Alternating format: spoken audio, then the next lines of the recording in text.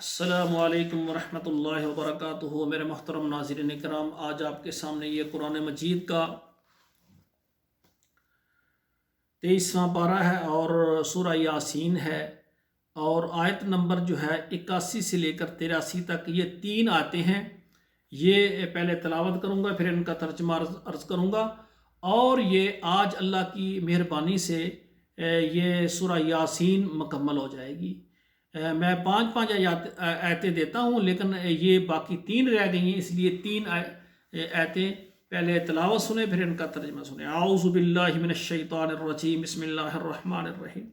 اولیس الذی خلق السماوات والارض بقادر علی ان یخلق مثلهم بلا وهو الخلاق العلیم۔ انما امره اذا اراد شیئا ان یقول له کن فیکون۔ فسبحان الذی بیدہ ملکوت کل شیء والیہ ترجعون۔ ناظرین کرام، اب ان آیتوں کا ترجمہ سماعت فرمائیں۔ اولیس الذی خلق السماوات والارض، کیا نہیں ہے وہ جس نے پیدا کیا آسمانوں کو اور زمین کو، بقادر علی ان یخلق مثلہم، وہ اس چیز پر قادر نہیں ہے کہ وہ ان جیسی پھر یعنی مخلوق دوبارہ بنا دے؟ بلا، کیوں نہیں، وہو الخلاق العلیم، اور وہی ہے اصل بنانے والا اور بنانے کے علم کو جاننے والا وہی ہے۔ انما امرہ اذا اراد شیئا ان یقول له کن فیکون، بس جب وہ کسی کام کے کرنے کا ارادہ کرتا ہے تو اللہ کہتے ہیں کن فیکون، وہ ہو جاتا ہے۔ اللہ کن لفظ کن استعمال کرے، اس کا معنی کہ ہو جا، بس وہ ہو جاتا ہے۔ ماشاء اللہ، رب العالمین، اللہ اکبر، یا اللہ تیری قدرت ہم مانتے ہیں۔ فسبحان الذی بیدہ ملکوت کل شیء والیہ ترجعون۔ فسبحان الذی، پس پاکی ہے اس ذات کی جس کے ہاتھ میں ہر چیز کی حکومت ہے، بادشاہت ہے، والیہ ترجعون، اور ہر چیز نے اسی کی طرف پھر کر جانا ہے۔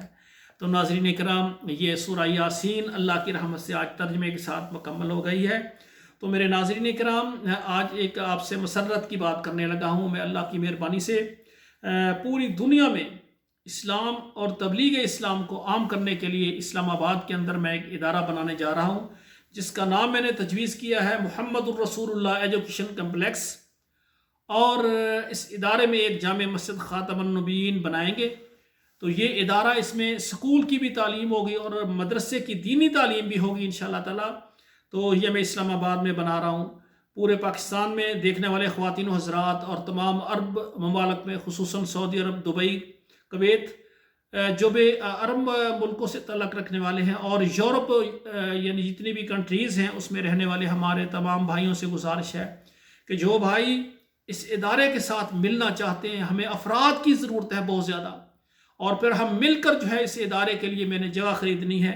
جگہ خریدنے میں، تعمیر میں اور اس کے نظام چلانے میں سب بھائی میرے معاون بنے انشاءاللہ تعالی۔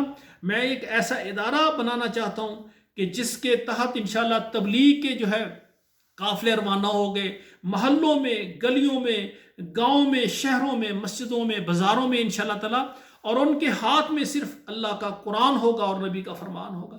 کسی مسلک کی طرف نہ لڑایا جائے گا، نہ کسی پر کوئی طنز کیا جائے گا، صرف قرآن مجید اور نبی علیہ الصلوۃ والسلام کے فرامین کو لے کر یہ بھائی اٹھیں گے انشاءاللہ تعالی۔